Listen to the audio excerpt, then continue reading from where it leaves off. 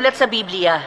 At sa kanino mang iba ay walang kaligtasan, sapagkat walang ibang pangalan na ibinigay sa mga tao na sukat nating ikaligtas. Amen. Sa pangalan lang ng Panginoong Hesus tayo maliligtas, pero pinapapaniwala mo lahat sa makapangyarihang Diyos. Mga kapatid, bukod sa paniniwala sa Panginoon ng maraming taon, naging mahahalagang kasamahan din kayo sa iglesia. Dapat mayroon kayong kaunting pag-intindi. Hindi kayo dapat maniwala sa sinasabi nila. Oo nga.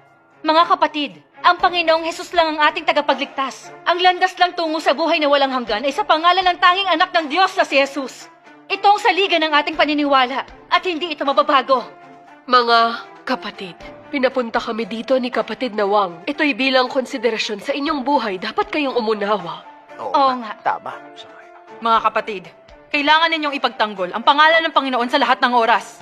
May Tama dahilan yun. si kapatid na Wang sa pagsasabi nito. Oo nga. Tama. Dapat dating marinig ang mga ito. Kailangan nga Oo nating nga, marinig. patuloy tayo makinig para maliwanagan tayo. Kapatid na Wang, tama ka nga. At sa kanino mang iba ay walang kaligtasan, sapagkat walang ibang pangalan na ibinigay sa mga tao na sukat nating ikaligtas. Mula nang mabuhay muli ang Panginoong Hesus at umakyat sa langit, ang mga tao ay umasa sa kanyang pangalan para makamit ang pagtubos ng Panginoon. Wala yung duda. Ngunit nasusulat sa Isaias 43:10-11, Tama yan. walang tunay na Diyos na nauna sa akin, o magkakaroon man pagkatapos ko.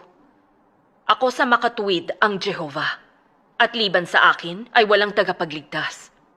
At sa Eksodo 3:15, Jehovah, ito ang pangalan ko, magpakailanman. Ito ang aking pinakaalaala sa lahat ng mga lahi. Dito, malinaw na sinasabi ng Diyos na tanging si Jehovah ang tagapagligtas at pangalan ng Diyos at ito'y walang hanggan. Ngunit nang dumating ang Panginoong Hesus para gumawa, bakit tagapagligtas ang tawag sa Kanya at hindi na nanalangin sa Diyos na Jehovah? Lumayo sila sa pangalan ni Jehovah at tinanggap ang Panginoong Hesus. Masasabi bang pinagtaksila nila ang Diyos na Jehovah? Oo nga, bakit hindi ko napansin yun? Sa isang bersikulo, ang pangalan daw ni Jehovah ay walang hanggan. Sa isa naman, walang ibang pangalan kundi ang Panginoong Hesus. Ano ba talaga ang totoo? Mga kapatid, wala sila sa konteksto at mali ang pagkatawan sa Biblia. Ang pangalan ni Jesus ay di magbabago kailanman. Di tayo magkakamali, basta ipaglalaban natin ang pangalan ni Jesus. Mga kapatid, malinaw sa banal na kasulatan na Jehovah ang pangalan ng Diyos magpakailanman sa lahat ng henerasyon. Ngunit pagdating ng Panginoong Hesus para gumawa, ang pangalang Jehovah ay hindi na nabanggit. At ang pangalang Jesus ay sinamba ng lahat. Kung titingnan, ang mga salita ng Diyos ay tila magkasalungat. Pero ang totoo, hindi talaga ganon. Ang pagsasabi ng Diyos na sa lahat ng henerasyon at magpakailanman ay tungkol sa gawain ng Diyos sa kapanahunang iyon.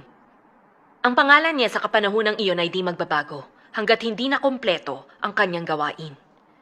Lahat ng sumunod sa Diyos ay ipagtatanggol ang pangalan niya sa buong panahong iyon. Ito ang paraan para makamit ang banal na espiritu at mamuhay sa pangangalaga at pag-iingat ng Diyos. Kung hindi, iyon ay malaking rebelyon at pagtataksil sa Diyos. Ngunit kapag sinisimula ng Diyos ang bagong gawain, ang pangalan niya ay nagbabago rin. At kapag tinanggap at nanalangin sa bago niyang pangalan, doon palang makakamit ang pagsang-ayon niya. Kung hindi, itataboy niya sila. Ibig sabihin, ang pangalan ng Diyos ay hindi nananatili sa walang hanggan. Patuloy itong nagbabago habang nagbabago ang gawain niya at ang kapanahunan. Kapag nagsimula ang Diyos na gumawa sa ilalim ng bagong pangalan at tinatanggap ng tao ang bagong pangalan, hindi ito pagtataksil sa Kanya, kundi pag-agapay sa Kanyang gawain. Kung itatatwa yun ng mga tao, kung gayon sila nagtataksil sa Diyos. Sa kapanahunan ng kautusan, ang pangalan ng Diyos ay Jehovah, at ipinagtanggol ng lahat ang pangalang ito. Kahit na tumagal ng ilang libong taon ang kapanahunan ng kautusan, walang lumayo sa pangalan ni Jehovah. Ngunit nang bumaba ang Panginoong Hesus, ang pangalan ng Diyos ay naging Jesus.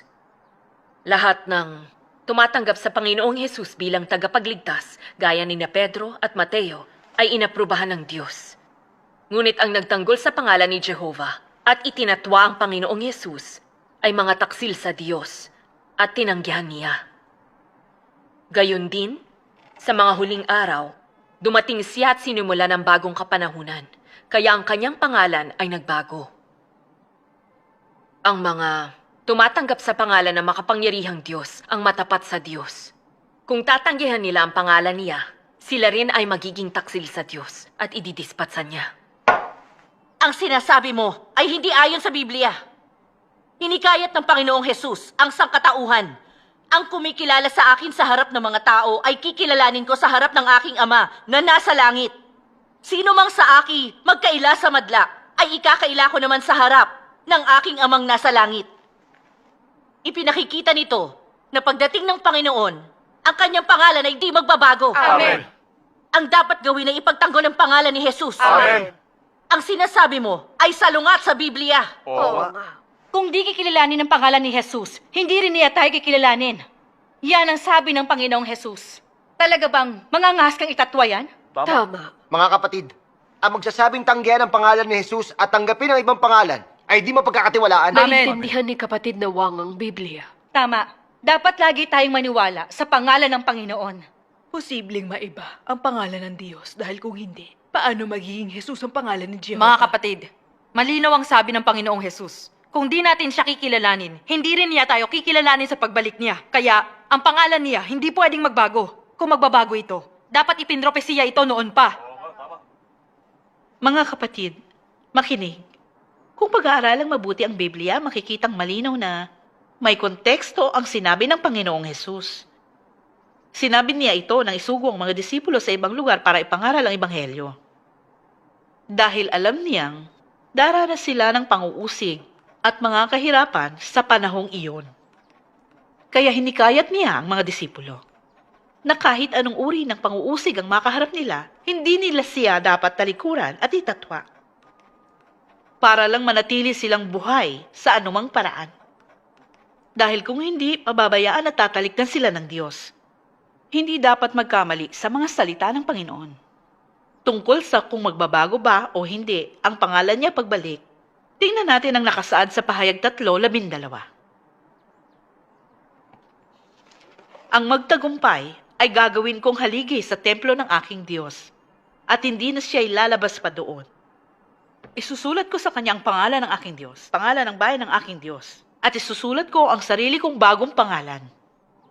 Dito'y sinasabing, ang sarili kong bagong pangalan. Ibig sabihin, ang bagong pangalan ay hindi pa nagamit ng Diyos, hindi pa narinig ng tao, tama?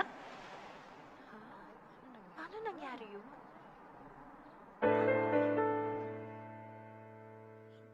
Maraming beses ko nang nabasa ang Biblia. Bakit hindi ko nakita ang bahaging yon ng banal na kasulatan? Malinaw na nakasaad sa banal na kasulatan. Walang ibang pangalan na ibinigay sa mga tao. Paanong may propesiya ng isang bagong pangalan dito? Tila na maliit ko sila. Kailangan kong tumayo bilang saksi para sa Panginoon. Hindi ko maaaring hayaang matalo nila ako. Tama. Dahil bagong pangalan nito, hindi na siya dapat tawagin Inay, Jesus. dahil bagong pangalan nito, hindi na natin siya dapat tawaging Panginoong Jesus. Oo nga. Huwag malito sa mga konseptong ito. Patungkol ito sa Panginoong Jesus. Sabi sa banal na kasulatan, kaya siya naman ay pinakadakila ng Diyos. At siya ay binigyan ng pangalang lalo sa lahat ng pangalan. Upang sa pangalan niya, luluhod ang lahat, ang nasa langit, nasa ibabaw ng lupa, at ang mga nasa ilalim ng lupa. Upang ipahayag ng lahat na si Hesukristo ay Panginoon, sa ikaluluwalhati ng Diyos Ama. Amen. Hesukristo, ito ang nangingibabaw sa lahat ng iba pang mga pangalan, at ito'y patotoo sa kaluwalhatian ng Diyos. Ito rin ang kinasasaligan ng ating kaligtasan, at ang pangalang ibinigay ng Diyos sa atin para magtagumpay. Hindi ito magbabago kailanman. Amen. Amen. Salamat sa Panginoon. Malinaw na nakasulat sa Biblia. Paano mo yun ipapaliwanag? Mga kapatid, hindi mali ang sinasabi niyo. Jesus ang pangalang ibinigay sa atin ng Diyos na aasahan para sa kaligtasan. Ngunit alam nating lahat, nananawagan sa pangalan ni Jesus ang lahat sa kapanahunan ng biyaya sa loob ng 2,000 taon. Kung ang bagong pangalang nakapropesiya sa aklat ng pahayag ay Jesus pa rin, paano yun matatawag na bagong pangalan? Dahil nakasulat na bagong pangalan, siyempre ito'y magiging ibang pangalan. Kaya ang paniwala natin na ang pangalan ni Jesus ay hindi magbabago ay sarili lang nating imahinasyon. Ito'y walang basihan. Tingnan natin ang sinasabi sa mga salita ng makapangyarihang Diyos.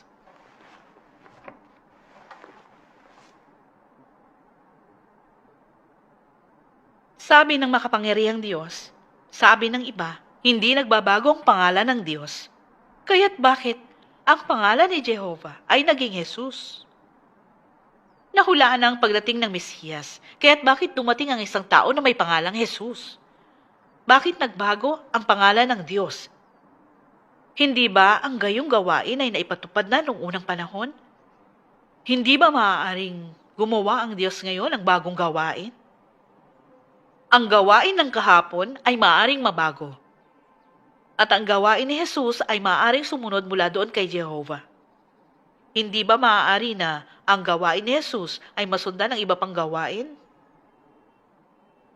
Kung ang pangalan ni Jehovah ay maaaring palitan ng Jesus, hindi ba maaaring ang pangalan ni Jesus ay palitan din? Ito ay hindi pambihira. At iniisip ito ng tao dahil lamang sa kanilang kawalang muwang. Tinumbok ng mga salita ng makapangyarihang Diyos ang problema at inilantad lahat. Ang pangalan daw ng ating Diyos ay hindi nananatiling di nagbabago. Pero patuloy itong nagbabago kasabay ng gawain ng Diyos. Ang pangalan ni Jehovah ay naging Jesus sa kapanahunan ng biyaya. At ang pangalan ni Jesus ay nagbabago rin sa mga huling araw. Lahat ng ito'y sariling gawa ng Diyos, sarili niyang gawain. Wala tayong karapatang makialam, lalo nang magpasya ukol dito. Dahil ang Diyos ang Panginoon ng paglikha. Ang kanyang mga ideya ay higit kaysa sa sangkatauhan. Bawat ginagawa niya ay puno ng karunungan. Taglay ng mga pinipili niyang pangalan ang karunungan niya. Ang kabutihang loob niya ay nasa pagbabago ng pangalan, hindi yun maaarok ng tao. Kaya't kung mayroon tayong mapagkumbabang puso at naghahanap, mauunawaan ang hiwaga nito. Hiwaga? Direkta na sinabi sa atin ng Diyos kung ano ang kanyang pangalan. Ano pa ang maaaring hiwaga? Huwag kang lumikha ng isang hiwaga mula sa wala. Inilalayo niyo lang ang mga tao sa pangalan ng Panginoon para sundan ang landas niyo. Kapatid, may itatanong lang ako. Noong simula, may pangalan ba ang Diyos o wala? Hindi ba Jehovah ang pangalan niya? Oo, Jehovah ang pangalan ng Diyos noon. Tama. Mangangaral ka ba? Nagtatanong ka ng payak na tanong. Oo nga. Pag-isipan mo muna ito bago ka makipag-usap sa amin. Mga kapatid, sa loob ng maraming taon, naniwala tayong lahat na sa simula ang Diyos ay may pangalan. Naniwala tayong Jehovah ang pangalang iyon. At hindi natin ito pinagdudahan kailanman. Pero tama ba ang konklusyon na yan? Tingnan natin kung anong sinasabi ng makapangyarihang Diyos.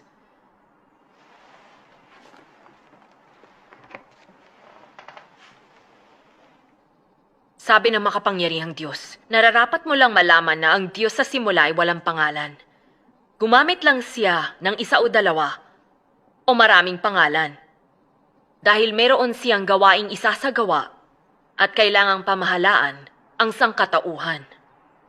Kahit ano man ang tawag sa kanya, hindi ba't ito ay kanyang pinili ng malaya? Kailangan ka ba niya na isang nilalang upang pagpasyahan ito? Ang pangalan kung saan tinatawag ang Diyos ay ayon sa kung anong nauunawaan ng tao, sa pamamagitan ng wika na gamit ng sangkatauhan. Ngunit ang pangalang ito ay di kayang saklawin ng tao. Mga kapatid, narinig niyo ba yung sinabi nila? Sabi nila walang pangalan ng Diyos noong una. Mali! Ang pangalan nun ng Diyos ay Jehovah. Hindi nyo ba naiintindihan? O nagkukunwari lang kayo? Hindi Jehovah ang pangalan ng Diyos noon. Oo nga, Jehovah ang tunay na pangalan ng Diyos Paano noon. walang pangalan ng Diyos noong una? Walang Ang pangalan. pangalan noon ng Diyos ay Jehovah. Walang duda ito. Maraming taon ko nang binabasa ang Biblia at hinanap ko rin ang hiwaga ng pangalan ng Diyos. Pero wala akong nakita na nagsasabing sa simula walang pangalan ng Diyos. May isang katotohanan tayong makikita. Simula pa sa Henesis. Jehovah ang pangalan niya sa simula. Oo. Pero ngayon, sinasabi mong wala siyang pangalan. Mga kapatid, nagbabahagi tayo para malaman ang pinagmula ng mga pangalan ng Diyos. Makakatulong ito sa pag-unawa sa Diyos. Mga kapatid, sa libu-libong taon, naniwala tayo na ang Diyos ay may pangalan dahil lamang sa paniniwala natin. Naniwala tayo na ang pangalan niya sa simula ay Jehovah. At ngayong personal na dumating ang Diyos para gumawa at magsalita, ibinahagi niya ang totoong pangyayari. Ngayon lang natin nalaman na wala siyang pangalan sa simula. Nagkaroon lang ng pangalan ng Diyos nang simula ng plano niyang pamamahala para iligtas ang sangkatauhan. Tingnan natin sa banal na kasulatan. Pakibuksan ninyong lahat sa Exodo 3:13-15. At sinabi ni Moises sa Diyos, "Pagdating ko sa mga anak ni Israel, at sasabihin ko sa kanila, sinugo ako sa inyo ng Diyos na inyong mga magulang. At sasabihin nila sa akin, ano ang kaniyang pangalan? Anong sasabihin ko sa kanila?" At sinabi pa ng Diyos kay Moises, "Ganito ang sasabihin mo sa mga anak ni Israel. Si Jehovah ang Diyos ng inyong mga magulang, ng Diyos ni Abraham, ng Diyos ni Isaac, at ng Diyos ni Jacob, ang nagsugo sa akin sa inyo. Ito ang pangalan ko, magpakailanman. At ito ang aking pinakaalaala sa lahat ng mga lahi." Talagang walang pangalan noon ng Diyos. Oo nga, malinaw itong nakasulat sa banal na kasulatan. Kung ganon, totoo pala ang lahat. May dagdag na pagpapatibay mula sa bersikulong ito. Sa simula ang Diyos ay walang pangalan, na noon, ang tawag sa Kanya ay Diyos. Tinaglay niya lang ang pangalang Jehovah nang pamunuan ni Moises ang mga Israelita sa paglisan mula sa Ehipto. Mula noon, sinumulan ng Diyos ang gawain niya sa kapanahunan ng kautusan taglay ang pangalang Jehovah. O, sinumulan niya ang planong pamamahala para iligtas ang sangkatauhan. Tama na! Kahit hindi niya taglay ang pangalang Jehovah, hanggang sa pamunuan ni Moises ang mga Israelita palabas ng Ehipto. Ito ang tanong ko. Nasusulat sa Henesis 2:4. Ito ang pinangyarihan ng langit at lupa noong araw na gawin ng Diyos na Jehovah ang lupa at langit. Ipaliwanag mo ang paglitaw dito ng Jehovah.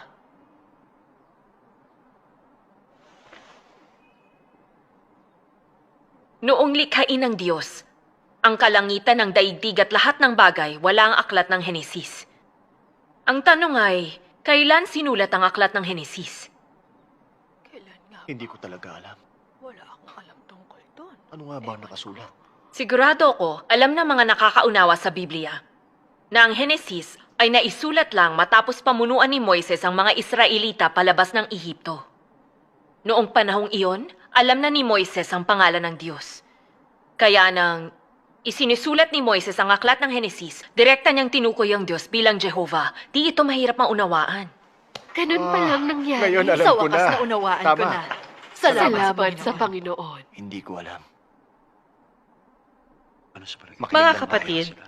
sa gawain ng Diyos ukol sa kaligtasan, tuwing sisimula ng bagong gawain, iba ang kanyang pangalan. Inihahayag ang bagong gawain gamit ang bagong pangalan. Ginagamit ang mga pangalan niya para isagisag ang disposisyong pinapahayag niya. Nakakatulong ito para makilala ang mga kapanahunan, lalo na sa ating pag-unawa sa Diyos. Ang Jehovah ay kumakatawan sa kapanahunan ng kautusan, hindi sa kapanahunan ng biyaya. Ang pangalang Jesus sa kapanahunan ng biyaya, hindi ng kaharian sa mga huling araw. Kaya, sa pagbabalik ng Diyos, siyempre may bagong pangalan siya. Malinaw sa banal na kasulatan, si Hesukristo ay siya ring kahapon at ngayon at magpakailanman. Kaya di pwedeng magbago ang pangalan niya.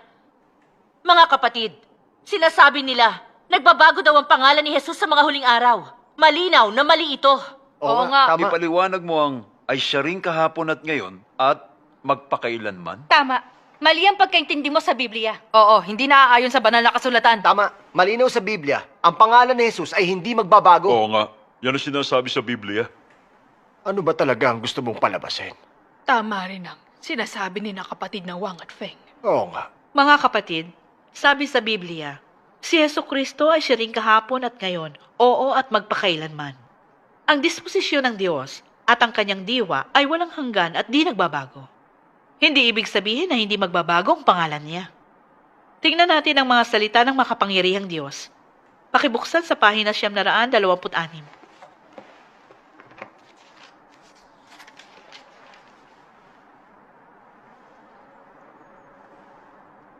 Sabi ng makapangyarihang Diyos, Mayroong mga nagsasabi na ang Diyos ay di mababago. Tama iyon.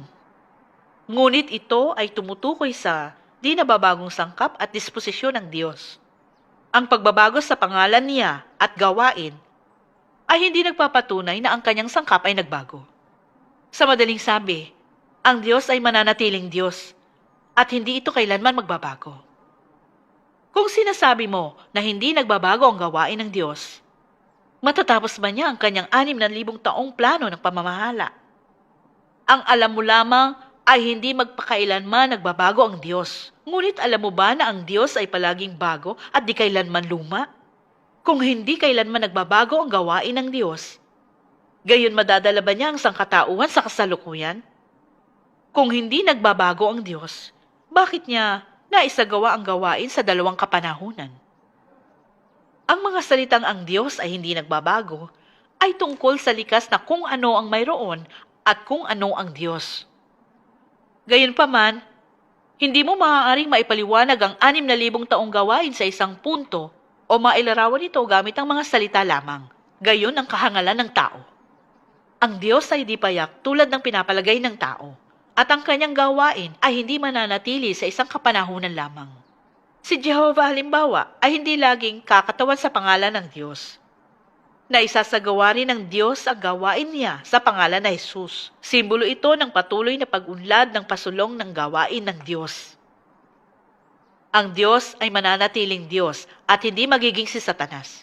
Si Satanas ay mananatiling si Satanas at hindi kailanman magiging Diyos. Ang karunungan ng Diyos, ang kanyang pagiging kamangha-mangha, kanyang pagkamakatwiran at pagdadakila ay hindi kailanman magbabago. Ang kanyang diwa at kung anong mayroon at kung ano siya ay hindi kailanman magbabago. Subalit ang kanyang gawain ay palaging umuunlad pasulong, laging lumalalim. Dahil ang Diyos ay palaging bago at hindi kailanman luma. Sa bawat kapanahunan, nagkakaroon ng bagong pangalan ng Diyos. Sa bawat kapanahunan, siya'y nagsasagawa ng bagong gawain. At sa bawat kapanahunan, ay hinahayaan niyang makita ng mga nilalang ang bago niyang kalooban at bagong disposisyon. Oo nga, napaka-praktikal ng mga salitang ito. Ang gawain ng Diyos at pangalan niya ay maaaring magbago. Totoo. Ang mga salita niya ay kasing linaw ng araw. Ang kanyang diwa ay di nagbabago. Pero ang mga pangalan niya ay nagbabagong kasama ng gawain niya. Oo, totoo yan.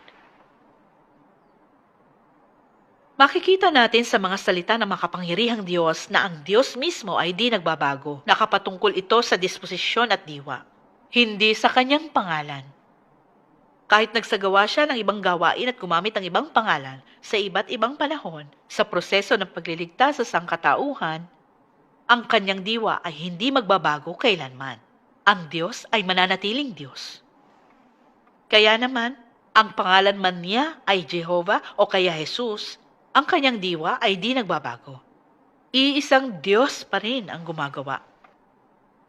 Gayunman, noong panahong iyon, di alam ng mga Fariseyong Hudyo na nagbabagong pangalan ng Diyos, kasabay ng pagbabago ng panahon sa kanyang gawain.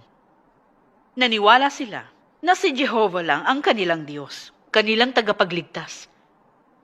Dahil sa paglipas ng panahon, naniwala sila na si Jehovah lang ang Diyos, at walang ibang tagapagligtas kundi si Jehovah.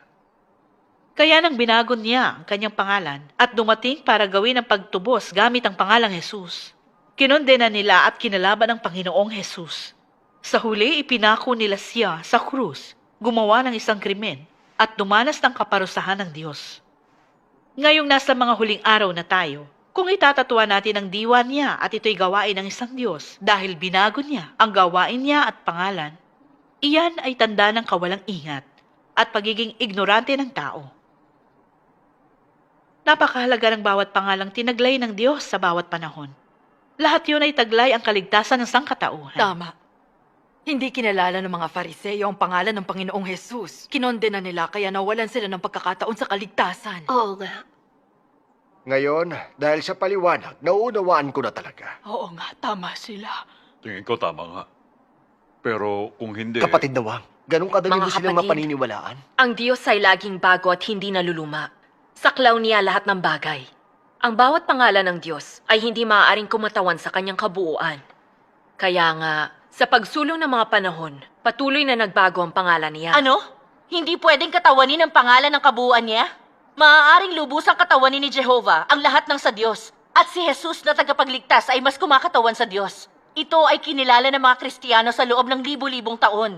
At batayan din ng ating paniniwala. Hindi ito maikakaila. Oo nga, ang mga pangalang Jehovah at Jesus ay maaaring kumatawan sa Diyos sa kanyang kabuuan. Hindi ito maikakaila. Si Hesukristo ang inaasahan para maligtas sa paniniwala sa Diyos. Itinatatwa mo ang pangalan ng Diyos, kaya anong karapatan mong mangaral? Kapatid Nali, kapatid Wang, huwag kayong magalit. Tama na, Heping. Pinagtaksilan mo na ang Panginoon. Ayaw naming makinig sa'yo. Kapatid Nali, huminahon ka. Gusto naming marinig si kapatid Dafeng, saka tayo Oo nga, magpasya. huminahon ka Tama. lang. Makinig pa tayo. Mga kapatid, tungkol sa pagkatawan ng bawat pangalan ng Diyos sa kanyang kabuuan, ay bagay na hindi matutukoy ng mga tao. Tingnan natin ang sinasabi ng makapangyarihang Diyos tungkol dito. Ahina 925.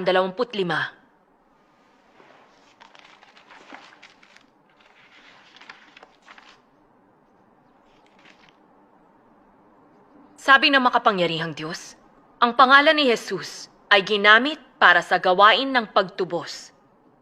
Matatawag pa rin ba siya sa parehong pangalan pagbalik niya sa mga huling araw? Isasagawa pa rin ba niya ang gawain ng pagtubos? Bakit iisa lang si Jehovah at si Jesus? Ngunit sila ay tinatawag sa magkaibang pangalan sa magkaibang kapanahunan. Hindi ba dahil magkaiba ang mga kapanahunan ng kanilang gawain? Maaari bang kumatawan sa Diyos sa kanyang kabuuan ng iisang pangalan lamang? Dahil dito, nararapat tawagin ng Diyos sa ibang pangalan sa ibang kapanahunan. Gagamitin ang pangalan upang baguhin ang kapanahunan at kumatawan sa kapanahunan dahil walang anumang pangalan ang ganap na kakatawan sa Diyos mismo. Bawat pangalan ay pwede lang kumatawan sa disposisyon ng Diyos sa isang kapanahunan.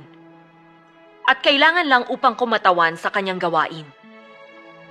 Sa makatuwid, maaaring mamili ang Diyos ng anumang pangalan na angkop sa kanyang disposisyon upang kumatawan sa buong kapanahunan. Ang pangalang Jesus ba, kasama natin ang Diyos, ay maaaring kumatawan sa buong disposisyon ng Diyos? Maaari ba nitong malinaw na maipaliwanag ang Diyos? Kung ang tao ay nagsasabi na ang Diyos ay maaari lang tawaging Jesus at hindi maaaring magkaroon ng iba pang pangalan, dahil hindi maaaring baguhin ng Diyos ang kanyang disposisyon, ang mga salitang iyon ay kalapastanganan sa Diyos. Naniniwala ka bang ang pangalang Jesus, kasama natin ang Diyos, ay maaaring kumatawan sa Diyos sa kanyang kabuuan? Maaaring tawagin sa ibang pangalan ng Diyos. Ngunit sa mga pangalang ito, walang kahit isa ang makakayang bumuod sa lahat ng mayroon ng Diyos. Walang kahit isa na maaaring lubos na kumatawan sa Diyos. Kaya naman, marami ang pangalan ng Diyos. Ngunit ang mga pangalang ito ay hindi maaaring ganap na maihayag ang disposisyon ng Diyos. Dahil ang disposisyon ng Diyos ay napakasagana at lumalampas sa karunungan ng tao. Ang lengguwahe ng tao ay walang kakayahan upang lubos na ilarawan ang Diyos.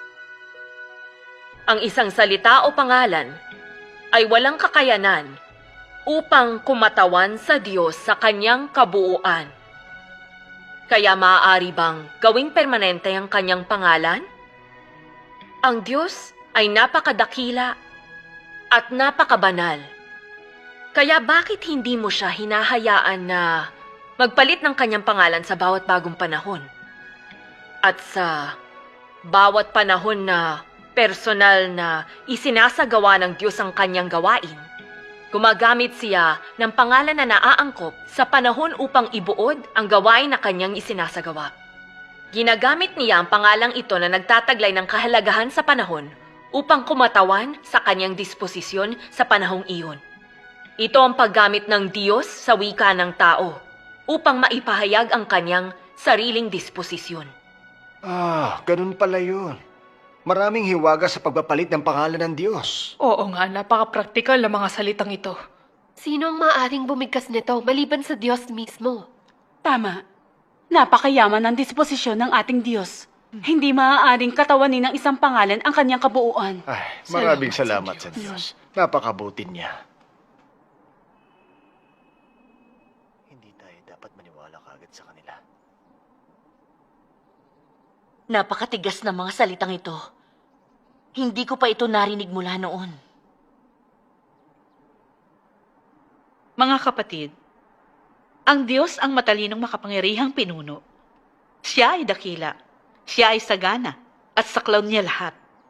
Anumang partikular na pangalan ay di maaaring kumatawan sa lahat na kung ano ang Diyos. Bukod pa riyan, bawat panahon bahagi lang ng gawain niya ang nagawa ng Diyos at bahagi lang ng disposisyon ng naibunyag. Hindi niya ipinahayag ang lahat ng mayroon siya at kung ano siya. Kaya nga, sa bawat yugto ng kanyang gawain, gumagamit siya ng partikular na pangalang sumasagisag ng kapanahunang yon upang kumatawan sa kanyang gawain sa panahong yon at sa ipinapahayag niyang disposisyon. Alituntunin ito ng gawain ng Diyos at ito ang pangunahing dahilan kaya binabago niya ang pangalan niya. Sinasabi mong ang pangalan ng Diyos sa bawat panahon ay hindi kumakatawan sa kabuuan niya. Kung ganon, anong kahalagahan ng pangalan niya sa bawat kapanahunan?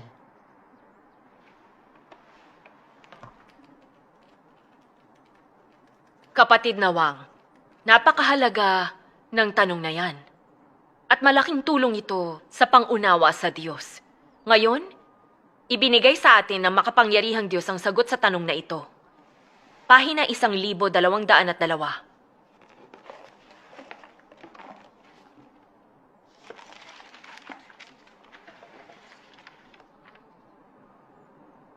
Sabi ng makapangyarihang Diyos, Jehovah ang pangalan na kinuha ko sa panahon ng aking gawain sa Israel. At ito ay nangangahulugan na ang Diyos ng mga Israelita, ang piniling bayan ng Diyos, na maaaring naaawa sa tao, sinusumpa ang tao, at gumagabay sa buhay ng tao. Ibig sabihin ng Diyos ay makapangyarihan at puspos ng karunungan. Si Jesus ay Emmanuel, ibig sabihin, ang alay para sa kasalanan na puspos ng pagmamahal, puspos ng habag, at tumutubos sa tao. Ginawa niya ang gawain sa kapanahunan ng biyaya at kinakatawan ng kapanahunan ng biyaya at maaari lamang kumatawan sa isang bahagi ng plano ng pamamahala. Na ang ibig sabihin, tanging si Jehovah ang Diyos ng piniling bayan ng Israel, ang Diyos ni Abraham, ang Diyos ni Isaac, ang Diyos ni Jacob, ang Diyos ni Moises, at ang Diyos ng lahat ng tao ng Israel. At sa gayon, sa kasalukuyang panahon, lahat ng Israelita maliban sa tribo ni Huda ay sumasamba kay Jehovah. Nag-aalay sila ng mga hain sa altar at naglilingkod na suot ang mga damit ng mga pari sa templo. Ang inaasahan nila ay ang pagpapakitang muli ni Jehovah. Tanging si Jesus ang manunubos ng sangkatauhan. Siya ang alay sa kasalanan na tumubos sa sangkatauhan mula sa kasalanan. Na ang ibig sabihin, ang pangalan ni Jesus ay nanggaling sa kapanahunan ng biyaya at umiral dahil sa gawain ng pagtubos sa kapanahunan ng biyaya. Ang pangalan ni Jesus ay umiral upang hayaan ang mga tao sa kapanahunan ng biyaya na muling isilang at maligtas. At isang partikular na pangalan para sa pagtubos sa buong sangkatauhan. At sa gayon, ang pangalan ni Jesus ay kumakatawan sa gawain ng pagtubos at tumutukoy sa kapanahunan ng biyaya. Ang pangalang Jehovah ay partikular na pangalan para sa mga tao sa Israel na namuhay sa ilalim ng kautusan. Sa bawat kapanahunan at bawat yugto ng gawain, ang aking pangalan ay hindi walang basihan. Pero pinanghahawakan ng kinakatawang kabuluhan. Ang bawat pangalan ay kumakatawan sa isang kapanahunan. Ang Jehovah ang kumakatawan sa kapanahunan ng kautusan. Ito'y pamitagan para sa Diyos na sinasamba ng bayan ng Israel. Ang Jesus ang kumakatawan sa kapanahunan ng biyaya. At ito ang pangalan ng Diyos sa lahat ng tao na natubos sa kapanahunan ng biyaya. Kung pinananabikan pa rin ng tao ang pagdating ni Jesus na tagapagligtas sa panahon ng mga huling araw, at umaasa pa rin na siya ay darating sa imahe na kanyang dala sa Judea, Sa makatwid, ang 6,000 taon na plano sa pamamahala ay titigil sa kapanahunan ng pagtubos at mawawala ng kakayanan umunlad pa. Ang mga huling araw, bukod diyan, kailanman ay di darating at di magtatapos ang kapanahunan. Iyon ay dahil si Jesus na tagapagligtas ay tanging para sa pagtubos at pagliligtas ng sangkatauhan. Inako ko ang pangalang Jesus para sa kapakanan ng lahat ng mga makasalanan sa kapanahunan ng biyaya. At hindi ang pangalan na kung saan aking dadalhin ng sangkatauhan sa isang katapusan. Napakalinaw talaga ng mga salitang ito. Salita ba yan ng Diyos? Sa tingin ko, oo. Yun ba talaga? Maniniwala ba tayo doon? Anong pwede nating isagot sa kanila? Parang hindi ko nabasa yun eh.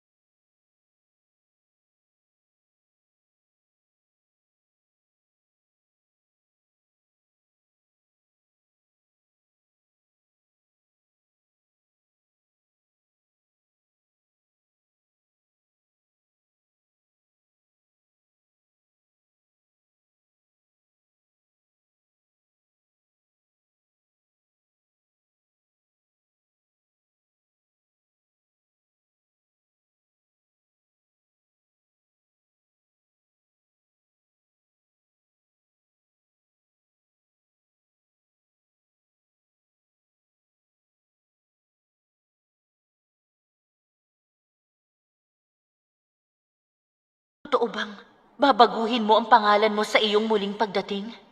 Talaga bang ang makapangyarihang Diyos ang iyong pagbabalik? Sumasamo ako. Bigyan mo ako ng kaliwanagan. Tatawagin siyang makapangyarihang Diyos? May basihan ka ba? Mga kapatid, sila ay mga taksil sa Panginoong Hesus. Huwag silang pakinggan. Oo nga. Mga kapatid, tungkol sa pagtawag sa Diyos na makapangyarihang Diyos, ipinropesiya ito noon pa. Makikita natin ito sa maingat na pagrerepaso. Basahin natin sa pahayag 1:8. Ako ang Alpha at ang Omega, sabi ng Panginoong Diyos. Ngayon at nang nakaraan at sa darating, ang makapangyarihan sa lahat. Ngayon buksan sa Kabanata 11:16-17.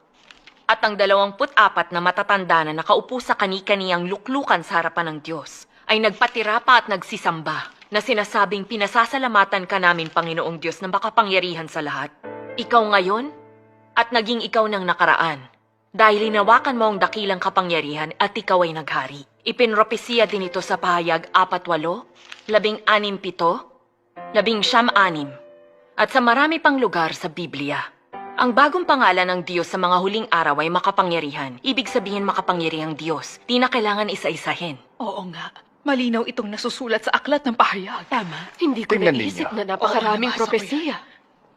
Oo nga, ang pagbabahagi nila ay talagang nakakakumbinsi. Salamat sa Panginoon. Hindi ko naisip na malinaw na binanggit na mga propesiyang ito ang makapangyarihang Diyos. Malinaw ang banal na kasulatan. Panginoon, talaga kayang nagbalik ka na? Mga kapatid, ang Diyos ay matalino. Bawat bagay na ginagawa niya may kahalagahan. Ganap na kinakatawan ng pangalang makapangyarihang Diyos ang gawain at pinapahayag niyang disposisyon sa mga huling araw. Kung hindi personal na binunyag ng Diyos ang mga hiwagang ito sa atin, kahit ilang taon ang ginugol natin sa pagbabasa ng Biblia, hindi natin ito malalaman. Basahin natin ang mga salita ng makapangyarihang Diyos. Sige. Pahina 929. Sabi ng makapangyarihang Diyos, ang gawain ng Diyos sa kabuuan ng kanyang pamamahala ay lubos na malinaw. Ang kapanahunan ng biyaya ay kapanahunan ng biyaya. At ang mga huling araw ay ang mga huling araw. May mga malinaw na pagkakaiba sa pagitan ng bawat kapanahunan. Dahil sa bawat kapanahunan, may gawain siya na kakatawan sa kapanahunang iyon.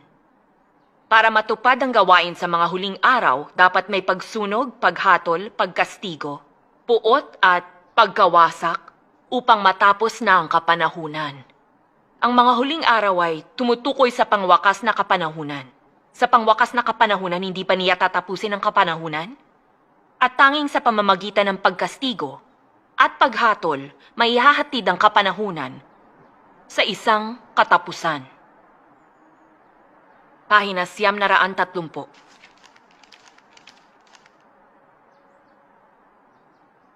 Sa makatuwid, sa kapanahunan ng kautusan, Jehovah ang pangalan ng Diyos. At sa kapanahunan ng biyaya, ang pangalang Jesus ay kumatawan sa Diyos. Sa mga huling araw, ang kanyang pangalan ay makapangyarihang Diyos, ang makapangyarihan sa lahat. At ginagamit niya ang kanyang kapangyarihan upang gabayan ang tao, lupigin ang tao, makamit ang tao, at sa huli, wakasan ang kapanahunan. Minsan na akong kinilala bilang Jehovah. Ako rin ay tinawag na ang Mesiyas. Minsan na akong tinawag ng mga tao na Jesus na tagapagligtas dahil minahal at iginalang nila ako. Subalit ngayon, hindi na ako ang Jehovah o Jesus na nakilala ng mga tao sa nakalipas na mga panahon. Ako ang Diyos na nagbalik sa mga huling araw, ang magdadala sa kapanahunan sa katapusan. Ako ang Diyos na bumabangon mula sa mga dulo ng mundo. Puno ako ng aking buong disposisyon at puspos ng autoridad, karangalan at kaluwalhatian.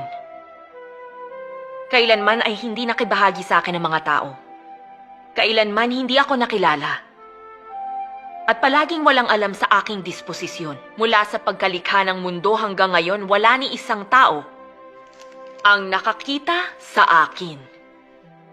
Ito ang Diyos na nagpapakita sa tao sa mga huling araw, ngunit nakatago sa mga tao.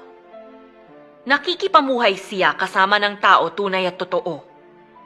Tulad ng nag-aapoy na araw at nagniningas na apoy. puspos ng kapangyarihan at nag-uumapaw sa autoridad. Walang isang tao o bagay na hindi mahahatulan ng aking mga salita. At walang isang tao o bagay ang hindi padadalisayin sa pagliliyab ng apoy.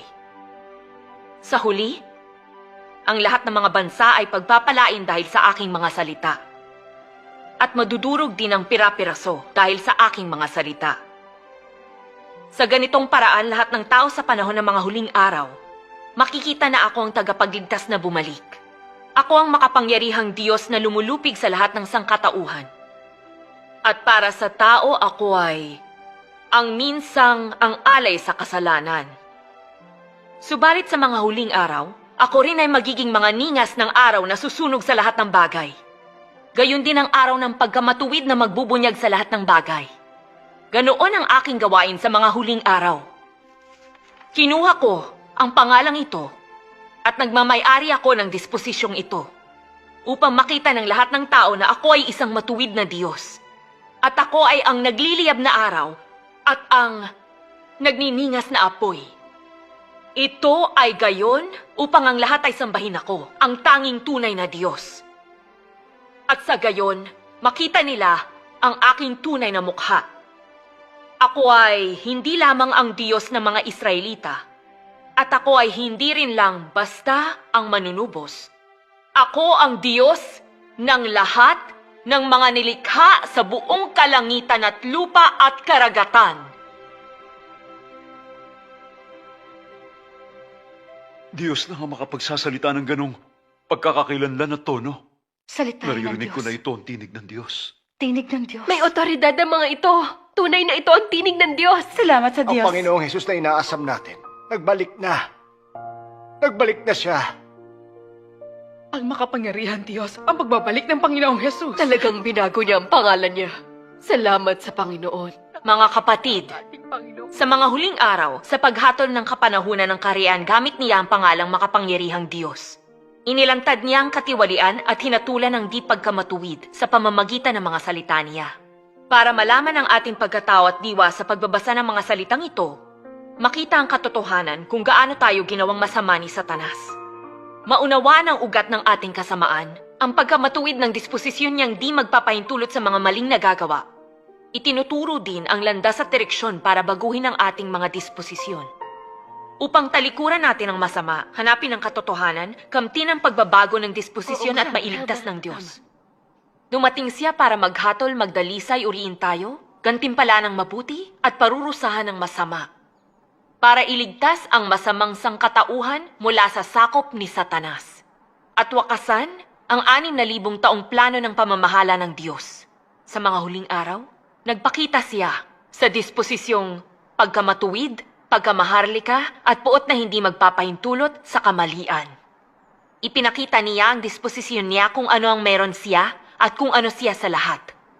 Dumating siya para hatulan at kastiguhin ang kasamaan at kabuktutan ng tao, upang lubusan tayong iligtas mula sa kasalanan at ibalik ang kabanalan ng tao. Nais niyang makita ng tao, hindi lang ang karunungan sa paglikha ng lahat ng bagay, kundi pati sa praktikal na gawain sa sangkatauhan.